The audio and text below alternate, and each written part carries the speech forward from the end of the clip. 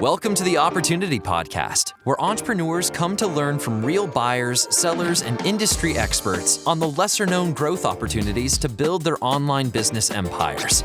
We'll uncover tactics veteran online business entrepreneurs have used to build, buy, flip, and sell their way towards personal wealth. Sit back, grab a coffee, and get ready to uncover hidden growth secrets. The Opportunity Podcast starts now.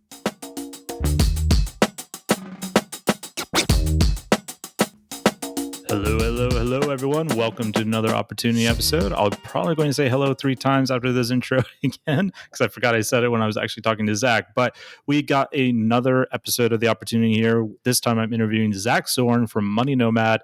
And this is a fun conversation, kind of similar to the conversation I had with Mohi Tater, the UFC operator. If you haven't listened to that episode, it's just a few episodes behind this one. Go check that out. Check this one out first, of course. But Zach is also a broker. He's bought sites. He's sold sites. He's actually flipped a site that he bought with us initially that he saw a 60% ROI return. I think it was right around the 6-month mark when he sold that and flipped it with us again. So very cool. In this episode, we talk a bit about the content and SEO tests that Zach has done. And we also talk about the formation of Money Nomad, which is a marketplace we have partnered with for deals that don't meet our minimum. We send them over to Zach, and he takes care of that whole market. Zach is a really nice guy. I've known him for several years, and it's always fun to catching up with him. So without further ado, let's get into the episode.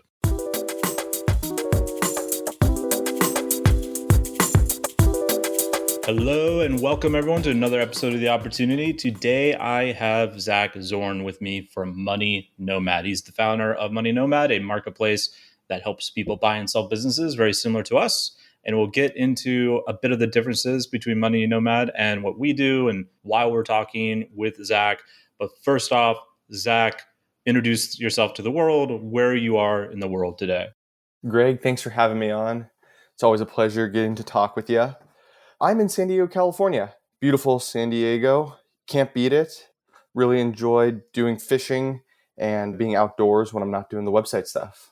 Yeah, you probably tell the audience a little bit about, I guess in the next question you probably will, but I always think all the stuff you do, the fishing and the yachts are pretty cool. So I guess that is a good transition. Walk me through your entrepreneurial journey. Like, how did you get to this place of building sites and now this marketplace? Like, where did it all begin? How did you get involved? Yeah, it's actually very interesting, but I'll keep it brief. First went to school to be a computer science major, realized I had no interest in doing programming, so I switched to business.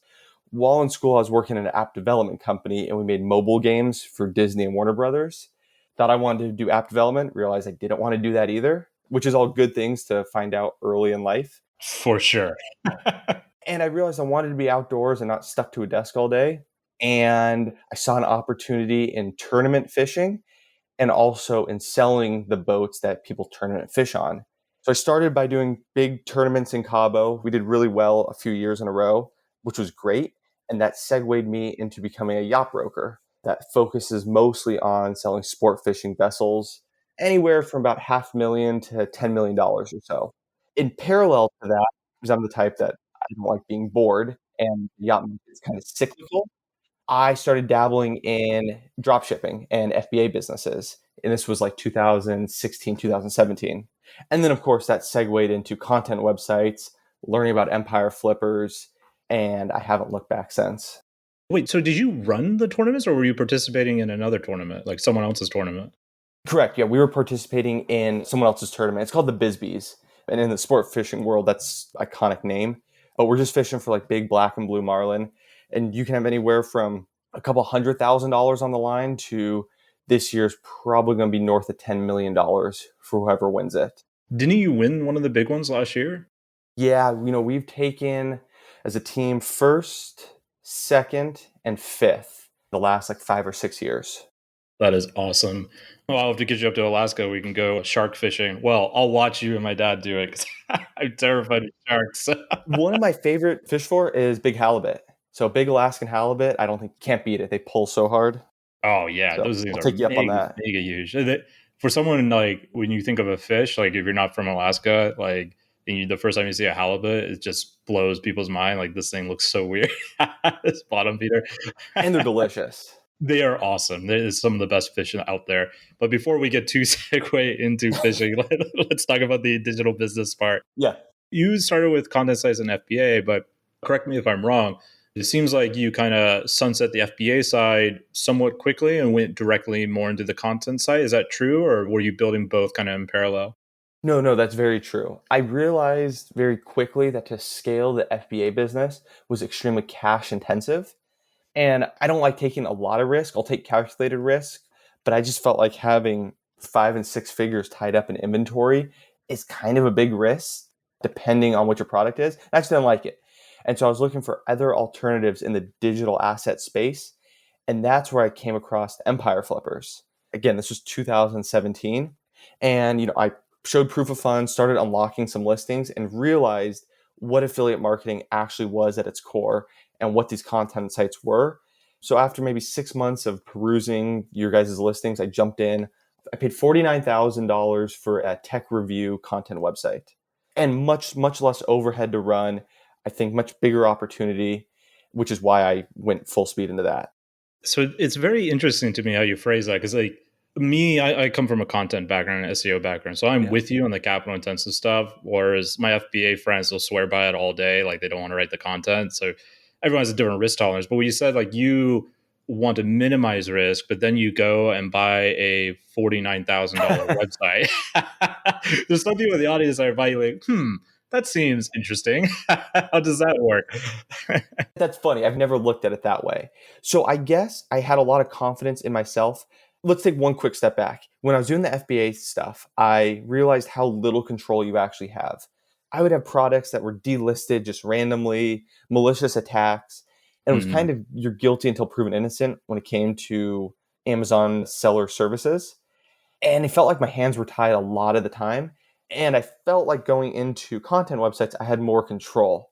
Obviously, you have no control over the Google algorithm and all of that, but I knew I can control my link building and my content quality and my call to actions and graphics and all that. So I felt like I was able to manipulate things better on the content side. And I just had a lot of faith in myself that I was going to be able to make it work because you had hundreds of listings at Empire Flippers. I'm like, okay, if these people can do it, I can do it too.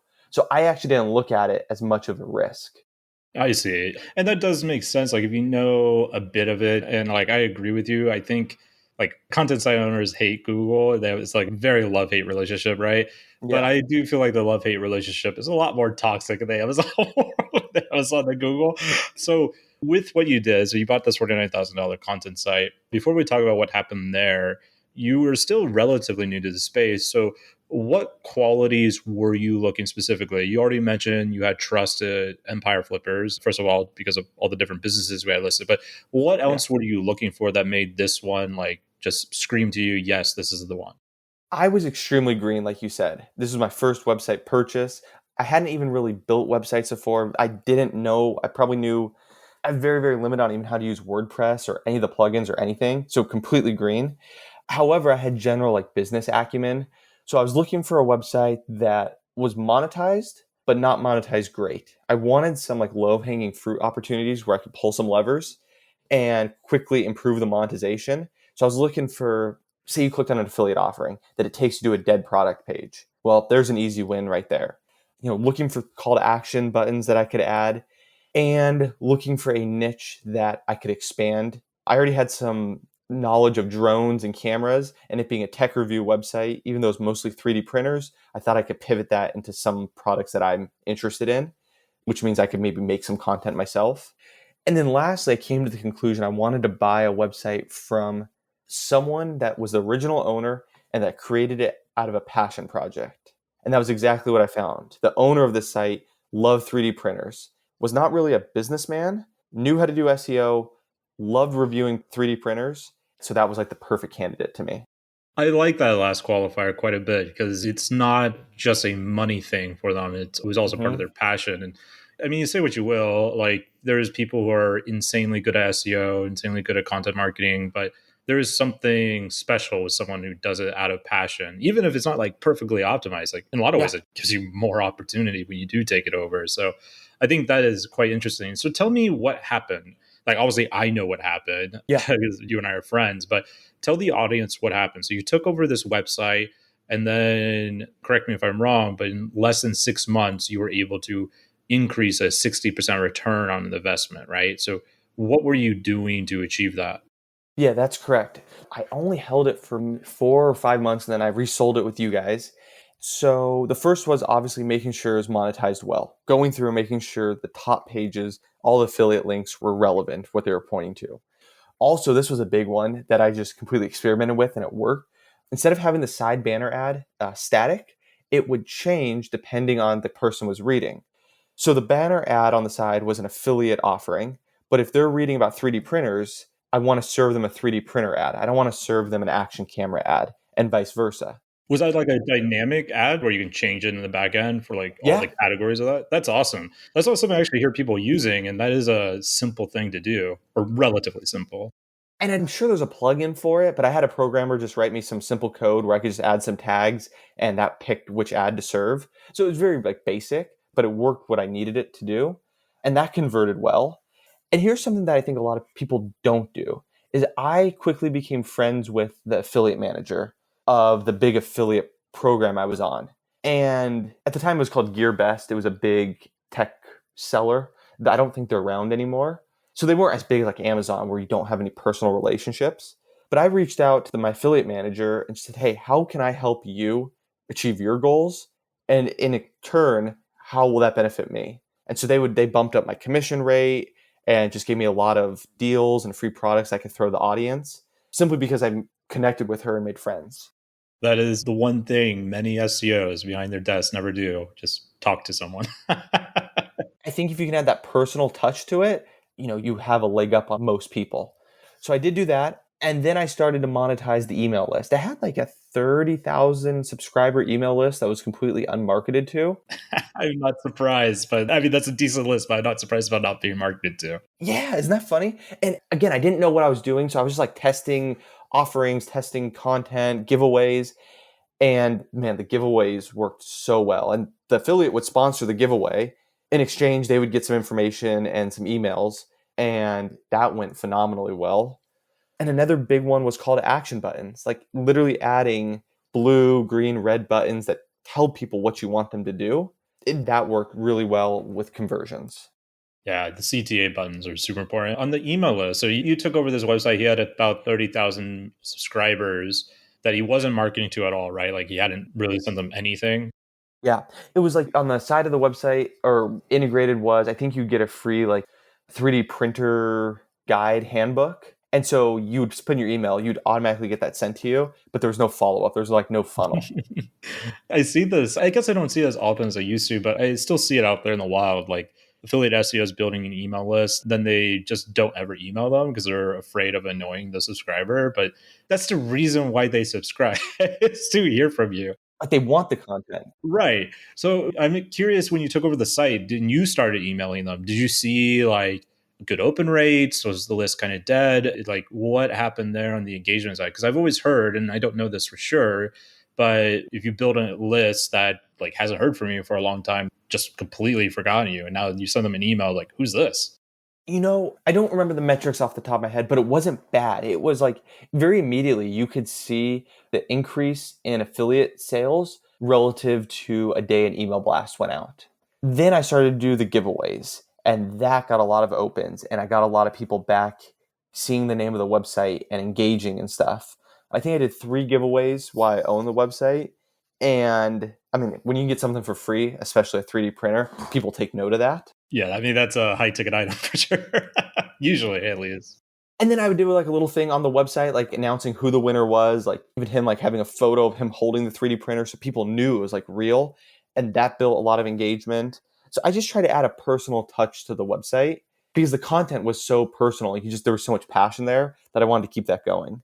That makes sense. I mean, just by doing that alone, you already set yourself apart. I would wager about maybe even 95% of affiliate sites that just remain just that brochure style website. Like in this one, you're actually creating a two-way street with your audience in a meaningful way, which I think is really, really cool. What would you say is the thing you did that was probably the most effective out of all those things you just said? It would be the monetization. just making sure that you're not leaving money on the table with call to actions and correct affiliate offerings. Those two got me probably the biggest return. And then you flipped it for a fairly decent, healthy profit. Yes, flipped it for 75,000. Then we listed it at 80, sold it at 75. Obviously there's broker fees in there. So I got the difference between, my net when I sold it and what I bought it for, but then also the money it was making every month, which was maybe another 12 to 15,000 it made over that 4 to 5 months. So that was a pretty good return my first time doing this. And that's when I had the aha moment. I'm like, okay, I need to focus on this more.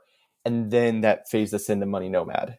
Yeah, that's awesome. I love the flipping model. I think if you have the stomach for the risk, because it does take a little bit more risk in a sense versus just like buying a domain. But if you have that risk tolerance, in my view, flipping is one of the faster ways to create like a pretty lucrative income.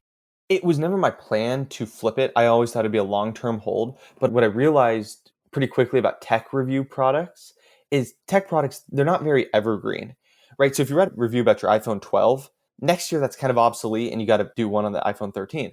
Yeah, the hamster wheel. Yeah, for sure. Exactly. It's never ending. And I wasn't super passionate about that stuff.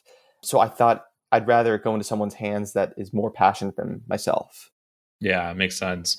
Since you sold it, obviously you started Money Nomad, I think right around that process, but you've also started a few different websites, if I'm not mistaken. So between Money Nomad and the other websites, what have you found to be the most effective in terms of SEO and content that you've been doing? Is there a framework you're going by now that you use on most sites or every site even? Okay, so I think the audience will find this interesting. I'm big into experimenting. So before we talk about Money Nomad, I threw up some very, very simple websites in both the automotive and real estate niches because I wanted to try out some theories. And like, for example, homes for sale in Seattle. That phrase probably gets decent search volume. And you can use this for any city in the United States or probably even the world. And my theory was, okay, can I throw up a website with the domain called homesforsaleInSeattle.com and just populate it with homes for sale in Seattle? And can I outrank Redfin and Zillow and these big players? I also took that same premise for the car industry. And the short answer is yes. And that was very, very interesting to me. So I take a brand new domain, DR of 0. I tried two tactics. One was just throwing up content, optimizing it extremely well for just that specific phrase, doing some link building to it, nothing shady, just building some good links and get it to a DR of like 10 or 15. And I would let it sit. Then the other one, I would take an expired domain, literally redirect it to that new domain, just a straight redirect. Then do the same thing, upload the content specific for that topic. And both sites ranked extremely well. Wow. This is the real estate niche. Real estate and automotive. And they're outranking websites with like a 60 to like 80 DR. And one of them is like 0.7. That's fascinating. Did you monetize it? Like, I'm assuming you're getting a little bit of traffic coming in. No, they're getting a little bit of traffic. My thinking was I was going to monetize it through lead gen. So there's like a form, interested in this home, and then the person puts in their information. And I started all of these in like December of 2019. Well, when COVID happened, both automotive and real estate blew up. Right. There was no need for my leads because realtors and everything was pretty much selling itself. So I have not been able to monetize it. But more than monetizing it, I wanted to try some of these SEO theories, like maybe a little old school, like having your search intent in the domain. Like people say that doesn't work anymore. Well, I think it still does. And I don't know about longevity, but it's been 2.5 years and they're still ranking. So that's very interesting to me. I don't know what it means, but maybe a listener will take that and will have an aha moment with it. Yeah, I mean, from my experience, like exact match domains, partial match domain, basically what you're talking about, having the keyword as the domain in some way, like that still works 100%. I don't know why people say it doesn't. Like the issue that people run into, and maybe this is why they think it doesn't, from what I understand, that it's much easier to over optimize like your anchor text. So like that's probably where that myth came from that they don't work, is people just like, houses for sale in Seattle, and then send like 100 links at all of the anchor text, houses for sale in Seattle. And like Google's like, that's weird. Yeah. Right. And there's like no other like anchor text or something like that. So it's just very easy to over optimize. Totally. And there's not a lot of scalability. Like every time you want to branch out, you don't add like a new subsection on the website. You're creating a whole new website. Right. So I made the templates very like copy and pastable. And then I have a scraper that pulls the content off of like MLSs and things that populates the websites. So the content population's automated. So I'm not going in there and adding like all these homes and condos and cars and stuff myself. Oh, that's dope. That's a smart way to do it. Yeah. I like that. I needed just a quick way to get the content up because again, this wasn't to make money. It was to test theories. Mm-hmm. And now what I'm big on is I bought an expired domain. I rebuilt that website. It's now ranking again for the top keywords that it was once ranking for. It's a DR of mid 30s. And at some point, I plan on 301 redirecting that to a money site in a very similar niche. Rather than just taking an expired domain and doing a straight 301 redirect, I'm trying the tact of rebuilding the old site and then redirecting the whole site, if that makes sense. For sure. I'm a fan of redirects. I'm sure it's out there, but I've never seen that causing like a super negative thing. And if it does, you can always just take out the redirect. But I've had friends who built big sites, like big affiliate sites that is basically all done with redirects, like individual 301 redirects, a very big thing. They'll like buy the site and redirect it that way. Before we move on from this, I think there's a pretty cool lesson here. So with selling houses in Seattle, example you gave, you outranking things like Redfin or Zillow, like these guys are juggernauts, and real estate is a really hard market. Like for the SEO world, like I remember when I was younger and I had, full of my naivety and ignorance, I started an SEO agency, and my first client was my dad, and he's a realtor. And boy, did I learn how hard that is. Yeah. I ended up having to pay him back. Like, I'm so sorry, Dad. I didn't know much about SEO at all, so I was doing it all wrong, of course. But I think that's fascinating that you did that, because I recently read another report. This must have been 6-8 months ago. A guy who was talking about travel niche websites. How everyone talks about how this is so hard, and he said, "No, it's not. You just need to niche down. Like, don't try to be all travel. Try to be, Zion National Park. Like, just cover everything about that." Right? I think that is an awesome example of that working. People just look at that niche and like, no way could I compete, right? But here you are doing it with scraped content coming in from the MLS. It's like you probably wouldn't want to go after like San Francisco homes for sale, but like San Jose condos for sale, for example, it's super niche that like these big juggernauts, they don't focus on it.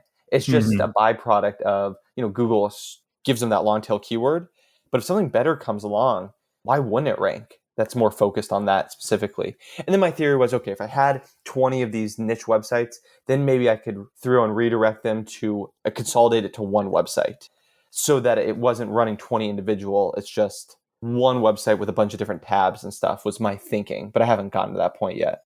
Yeah, it's a cool test. We could probably spend a lot of time talking about this because I know SEO is a shared passion of ours, but I do want to talk a bit about more of how you've acquired online businesses. So you've acquired online businesses, obviously from us. So you've done it on market, you've done it off market. So you've kind of done it in like both worlds, right? The private and the broker. In your view, tell me a bit about the benefits of both. Like, what was the benefit of going private for you? What was the benefit of using a broker like ourselves? And maybe a con of each. Yeah, so I think the benefit of going private is less competition, right? Not many people, if any, know that a certain digital asset's for sale.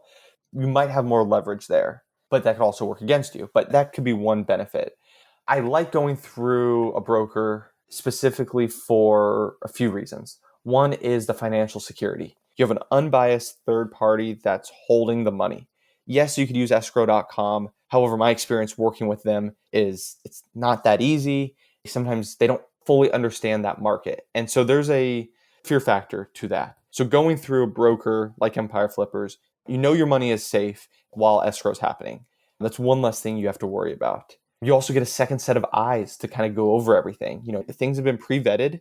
While you're looking at it, someone else has. So you kind of have the buddy system, if you want to call it that, there, which I think is great. Because if you're doing an off-market deal, it's solely on you to find any discrepancies.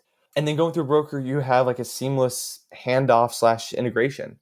You have someone connecting and swapping out affiliate links for you, helping make sure monetization accounts get switched over into your name, payouts. Say the website was accruing money or there was payouts due prior to the sale, they help settle all that. When you're private party, you don't get that like white glove service. It all pretty much falls on the buyer and seller. And sometimes the seller's not very motivated to help. And so that can cause a lot of problems and headaches during migration. Yeah, I would also add on the private thing. As much as it pains me to say it, the private one, you can probably get a better deal in terms of price points, just because the person most likely doesn't know what their value is. And there's most likely not competition to buy it. So there's that discrepancy there. Also, you can do more creative deals, I would say, but we don't like talking about that here, right? I'm kidding. But even if you do get a little bit of a better price going private, you've taken now more risk. Maybe you didn't get the affiliate account that you needed. So at the end of the day, maybe monetarily you spent a little bit less, but you had more headache. Maybe you're not set up for as best success that you would have been going through a broker. I think there's those factors to consider as well. Yeah, absolutely. My advice for everyone, like if they're brand new to buying a business, like, yes, you can get a better deal on private, but exactly what you just said, the risk is much greater as well. And often it's not like a huge difference in terms of reward to make it worth it if you're brand new, because there's way more potholes for you to fall into. And it's not like you bought the wrong soda or something, right? This can be a serious acquisition purchase where most people, like for you, you spend 49K doing that privately, and say you bought a scam website, and most scams tend to be in that sub $50,000 range. Yeah. So you're like right at the tippity top of where most of them exist, but it does happen. Like just no one there to protect you, and like you don't even know what to look for. Like a very bad match. If you're just starting out, 100% use a broker and learn all of the intricacies. And like you said, the pitfalls are many. So I would not venture into the private deal world if you're just starting out. That's my advice. Yeah, and obviously we're completely unbiased because you and I are both brokers. So let's get into that a bit. So what inspired you to create Money Nomad and the associated marketplace? I know Money Nomad itself, so it started off basically as like a finance business blog, Yeah. but now you have a marketplace. So tell me a little bit about the journey of Money Nomad itself, like its evolution. So I didn't actually start Money Nomad. I bought it with the proceeds from selling the tech review website. And at the time, there wasn't actually a lot of content about empire flippers. And my experience was so awesome that I wanted a platform to talk about that. And also, there's some affiliate offerings in the FBA space I wanted to talk about. But I didn't want to start a website from scratch. So I went on Ahrefs and was looking for personal finance blogs that were kind of stale, like that no content had been posted for 6 to 12 months. And I got a list of prospects, and one of them was Money Nomad. And so I reached out to the owner and we put a deal together. Did do that private party, but that was a much smaller dollar amount actually. So I felt comfortable doing that. And now I had my platform to build upon. And it started by talking about empire flippers and then like Jungle Scout if you're in the FBA space. Before you go on there, the seller, so he was someone who was like passionate about finance blogging and just like kind of gave up a bit. Is that kind of his story? Exactly. He was really passionate into like working remotely. So how to make money working remote. And so I pivoted the website to websites and FBA and e-commerce. However, it was still in the same realm of online business where Google, quickly picked up what I was writing about and rewarded me. It makes sense. I mean, like if the blog was talking about how to make money remotely, I mean, affiliate marketing and FBA, those are pretty good solutions to that. Exactly. So I was going to bring it back to that. He was big into travel. I'm not so big into travel, but we're both into making money online. So it was a good segue. Yeah, it makes sense. And again, that goes back to the passion thing. There are so many opportunities out there for people who are just passionate about a website and they do it for like, say, 3 months, maybe even a year, but then life gets in the way. They just lose interest. That these are great little assets to buy. I mean, obviously, you've turned Money Nomad into something awesome. Yeah, he had owned it for about 5 years and he had a very personal touch to it. His name was Rob, and a lot of his stuff you could tell was personal. So I try to keep that going. I put my email address end of every article that basically says, hey, if you have any questions or need help, email me. I'm happy. I respond to everybody. Whether it's beneficial or not, I don't know, but I respond to everybody.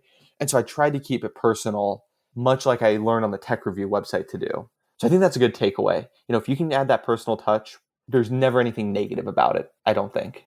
For sure. So you take Money Nomad, you start talking about FBA and affiliate stuff, and then it evolves into the buy and sell marketplace it is today. So what was that transition?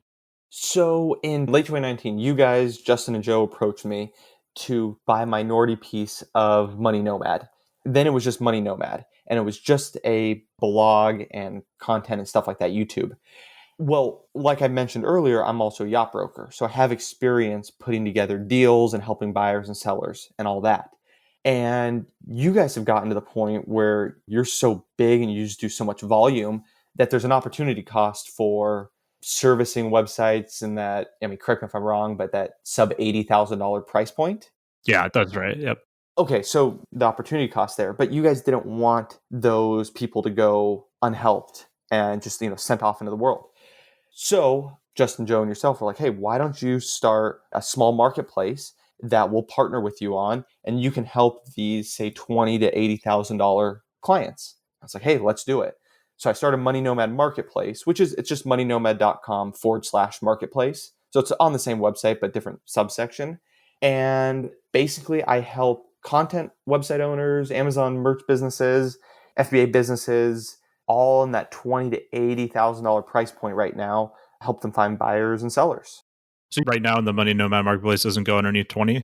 Not really, unless someone has something that they want to sell. There's got to be some minimums and commission minimums and Yeah, stuff. we understand. I understand. Yeah, very well. I have sold like a $10,000 or $15,000 website, but as long as the seller agrees to the commission minimum, I'm all good with it. But for the most part, it's about the 20 to 80 range. Yeah. Just because someone is buying or selling a $30,000 website today doesn't mean they're a $300,000 client a year or two down the road. For you sure. guys know that too. Yeah. Oh, 100%. I mean, to be honest, there's two things that we hate about raising our minimums. And we did it again this year. We raised our minimums a little bit. Like the opportunity cost, that's a very real thing. But for us, we hate it because one, we don't want to stop serving entrepreneurs. Like a lot of these guys are our friends, right? Like we were like them when we were first beginning, right? We want to give them a good, safe avenue. So there's that. But then there's the other part too, which is the future opportunity of when this, say, $20,000, $15,000 website, whatever sells that, hey, by the way, I also have this 7-figure e-commerce store. This affiliate site was just like a side project and I used it to test your service, right? And that happens, right? So those are two reasons why we didn't like it, raising it. But we were happy to find you, of course, because now, hey, look, we still have this over here. This is our partner for this, part of the marketplace. They'll take care of you, all that good stuff. So you mentioned briefly there your commission structure. So tell me a bit of how your brokerage is structured. Like, what does that look like? So I'm extremely hands-on. I'm part of every single deal, and I actually do most of the migrations myself. I like to oversee things and make sure things are done properly and attention to detail. And that's what I learned working in the yacht industry. It's all about attention to detail, and that makes the biggest difference. So Money Nomad Marketplace charges a flat 10% commission to the seller. There is no cost to the buyer. We say it's a content website. I do the migration of the domain and the actual content and database and all that. I help facilitate the transition of the social accounts and any affiliate or monetization accounts. The only thing that I don't do that you guys do is I don't personally swap out affiliate links. So if a website's got 1,000 Amazon links, that's on the buyer to swap them out themselves. Yeah, that is a tedious process. I know you guys have scripts and like you guys also do it by hand. It's just not something I've ventured into, and it's time consuming. It is. Yeah. And even with a script, you still have to go by each page by hand because like there's always the chance that the script misfires, right? Or doesn't catch something. Yeah, so I disclose that to buyers up front. But with these websites in that price range we're talking, usually it's not a mass amount of affiliate links. It's a manageable number for a buyer to swap out. But I'm there for all the big stuff. Like I said, social accounts, hosting, domain. Sometimes someone will request to run the money through escrow.com with me as the broker, just because they might not know me as well. And then other times I hold the money in an escrow account through Money Nomad and can control the funds that way. So there's options there. Yeah, we've started doing that too. And similar to you, we kind of begrudge it a bit because we've ran into issues with escrow.com because like you said, they're not super familiar with how this all works, but they have gotten better, I will say. Like, especially on the bigger deals, they are a lot more like cognizant of what's going on, it feels. But we tend to like to be escrow ourselves as well. Did you mention your commission structure? Do you have like a gradient scale or how are you doing that? Yeah, it's that flat 10% commission. Flat 10%, sorry. And then there's no fees to a buyer. Gotcha. So how many businesses have you sold now? Oh, that's a good question. I can look it up. I try to put most of the sold on the website, kind of like how you guys do it too, so someone can see that we actually have a track record. North of 10 with another 2 in escrow as we speak. It's a couple 100,000, I believe, in total value. Nice. Which This didn't really get going until, well, the first time you guys, your minimum was like 30,000. So you're sending me a lot of that sub 30, which wasn't the best of demographic. But once you raise your minimum up to the 80 or so mark, things have really picked up. And that wasn't until this year. So, in just 6 or 7 months, those numbers are about 6 or 7 months old. For sure. Yeah. So in that space, now that somewhat significant volume there, are you seeing any kind of trends in that level that is interesting? Like anything that you see coming down the pipeline, anything like that? Content websites are still selling well. I don't know if you guys are seeing it. It seems like the FBA e-commerce stuff has slowed a bit. Maybe that's just me because my website was very focused on content stuff to begin with. So maybe that's my email list. But I still see there being big demand for content websites and especially like Mediavine ads. Websites that are Mediavine approved, I've seen are selling like pretty quickly. Yeah, I can echo you on this. Actually, with everything that's happening in the FBA and e-commerce space, I mean, the inventory stuff that you were talking about, why you chose content ultimately over FBA, we're seeing that like come into play. Shanghai was locked down for several months at this point with COVID, which caused Yeah. all sorts of extra strain and just bad days in the supply chain. Bad Yeah. couple of years in supply chain, to be honest. That's been rough. Yeah. Then the private capital markets and public capital markets both floundered over the last few months, right? Which caused a big scare, like a big pullback.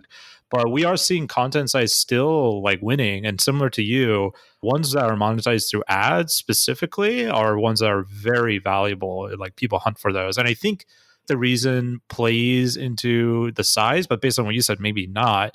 I think a lot of SEOs are like, hey, look, I know I'm going to get paid less than if I was using just like pure affiliate, but I can still do affiliate with display ads. And besides, managing display ad blocks is way easier than managing like Yes. say 1,000 affiliate links.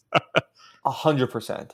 Yeah, and you also, like you said, if you're Mediavine approved, you've gone to a certain size, which doesn't guarantee anything, but I think it just adds a sense of security that you're buying something of decent size at that point.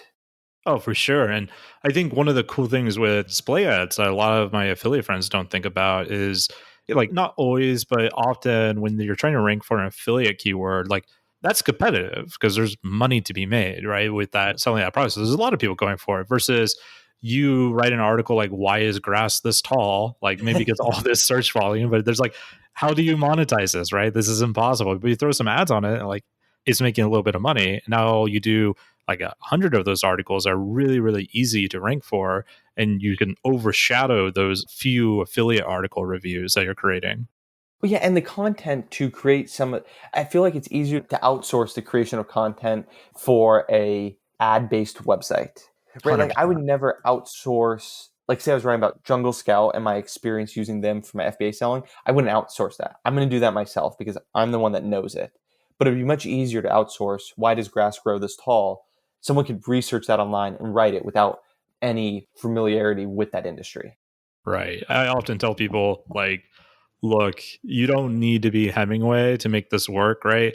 You can talk Yeah. about your blenders or whatever, or how to make this recipe, and it doesn't need to be like insanely high quality. Like, it should be high quality as much as you can afford, of course, but Yeah. you don't need it to be some masterpiece to make it work, to make it happen. No, and the stuff that I write, that ranks really well. Like usually the stuff that I write personally ranks better than the outsourced stuff. And maybe it has to do some link building stuff as well. But, I'm not perfect grammar and things like that. Me neither. And I'm a writer. I write poetry and novels, and I'm terrible with grammar. I'm with you. I read some of the excerpts you put on Facebook. Man, I could never do that. I often joke that that's my content marketing because there's this guy, he sold, I think it was like an 800,000 or maybe $1 million business with us. And he just came out of the woodwork. I asked him, like, oh, hey, man, I haven't talked to you forever. What inspired you to sell? He's like, I keep seeing your poetry on Facebook. And so I kept thinking about Empire Flippers. Wait, really? I'm finally here. Hey, it worked. That's awesome. My bad poetry, the ultimate conversion. So now you guys need a poetry budget. Yeah, for sure. Like we said, you don't have to be perfect. I just think people want, and the algorithm and people, they both know genuine content when they see it. And if you can do genuine content, depending on what your goal is, I think that's ideal. 100%. Yeah. make content to fit the job that you needed to do, right? I think that's an important one. Just I know people get anxious over it, like how good the content is. But I want to ask you, so now with Money Nomad, like we raise our minimums, you're starting to see this influx. Like what do you think the future looks like for you guys over there? Like how do you see it growing? If it's anything like my yacht brokerage start, the first year is always slow in pretty much any brokerage business. You're building your client base, you're getting listings, and I've been on a good trajectory of an upward direction. So I see it just getting better and better and more busy. And I hope you guys continue to grow and keep raising your minimums. But even if not, It's a great synergy, for sure. Like, I mean, we raise our minimums. That's probably a good sign for us, of course, and yeah. obviously for you as well. But even if you don't, there's a fantastic market and fantastic people in that 20 to 80 that are just a pleasure to work with, that want to make some extra money or want to save for their kids' college or whatever it might be. And it's just a fun niche to be in. And everyone's usually very happy and excited if you're a buyer or seller. But I just see it growing as more people know and learn about it. And that personal aspect, there's other like flipping stuff. There's nothing like personal about it. That's what I bring. That's what you guys bring. I think that will always win. For sure. Like obviously Flippa, they have their advisors and stuff now too. So they've changed. They have that a bit. But I mean, it goes back to kind of what you said. Like, I don't think anyone, like including us, is giving as a personal touch as you. Like you are literally handling it all, right? By yourself. So like if someone goes to Money Nomad, like you're dealing with Zach, right? So that's kind of a cool experience in and of itself. If there's an issue, I get on my phone, I call the person. I was on the phone with someone in India last week and we get it worked out. So whatever it takes to get it done is what I do. And again, that's For something I sure. learned in the yacht brokerage industry. I think you'd probably agree with me. One of the things that I think is so cool about this industry is when you do that exit, like, yeah, sure, 80 grand, 100 grand, even like 500 grand, like that's not life changing to most people. I mean, it's a life improvement for sure, but it's not like you're retiring in Cabo or whatever. Then you get stories like what you just said, like the guy in India. I remember when I first joined up with the EF, I think it was like a year and a half into my career. We had a guy, I believe it was a $300,000 content site, something like that. And he was Cambodian. He lived in Cambodia. Like for him, that is extremely life-changing income, right? He ended up using that money to teach all these other people in Phnom Penh how to do what he did. And we got a whole like slew of his cohort of students selling sites with us like another year down the road. It's just like cool to see this like ripple effect that we helped someone do.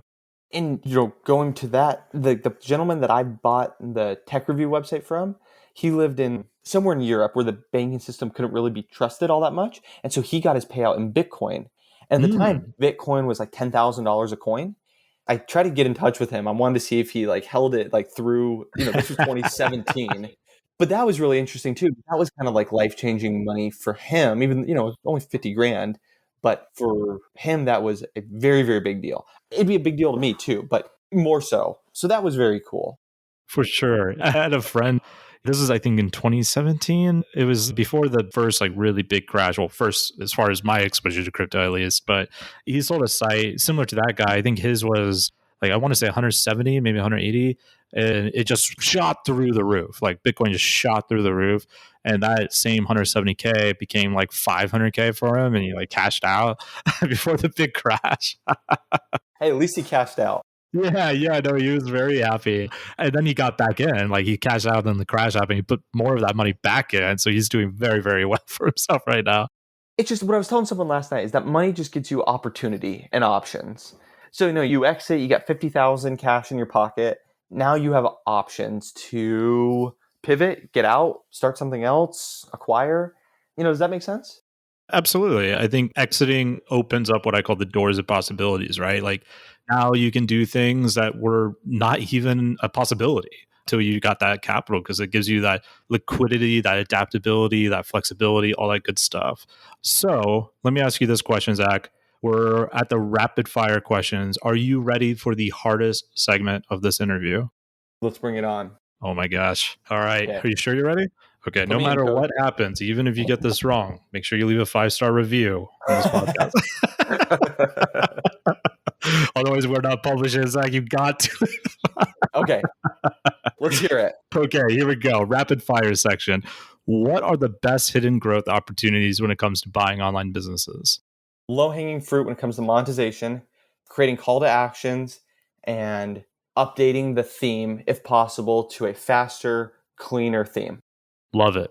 What tools or resources would you recommend that people can use to optimize their websites? Number one, Ahrefs for your SEO needs. For content, I like Surfer SEO, helps structure content.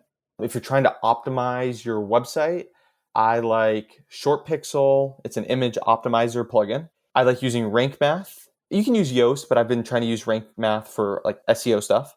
And Link Whisper, Spencer Haas, he's got a product called Link Whisper that helps with internal linking. Great, very easy to use. And use a CDN. If you're trying to improve your website and page speed, try using a CDN. Nice. Good shout on the CDN. All right. Final question, hardest question. I hope you're ready for this, but here it goes. What has been your funniest moment working within the online business industry?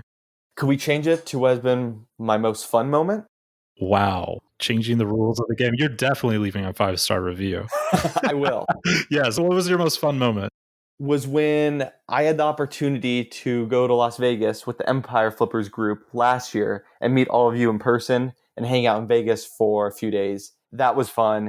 I will take that as an indirect answer that your funniest moment was something I said to you in Vegas. You know what probably was? I was assuming. I said some joke that was brilliant.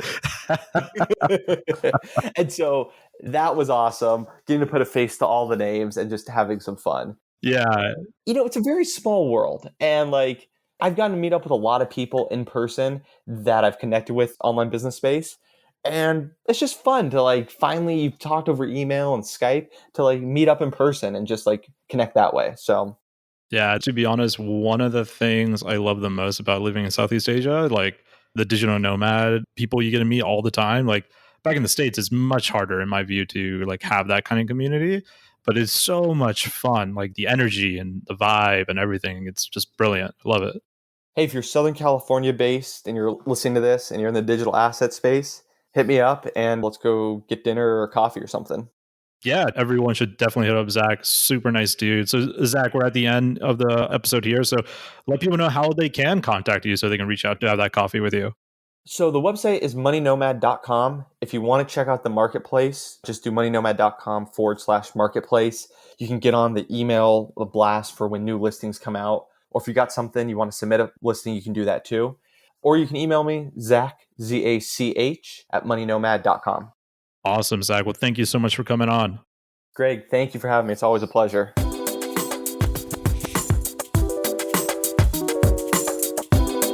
There you have it. I hope you enjoyed it. I hope it got you inspired at all the different things that are happening in this industry. And of course, if you just want to buy a highly profitable business, you can always go to empireflippers.com/marketplace, or maybe you want to make an exit of your highly profitable business, and you could go to empireflippers.com/sell your site. I've been your host, Greg. If you enjoyed this episode, make sure you leave a review, give us a like, a follow, share it across social media. Talk to you all soon. See you on the next episode.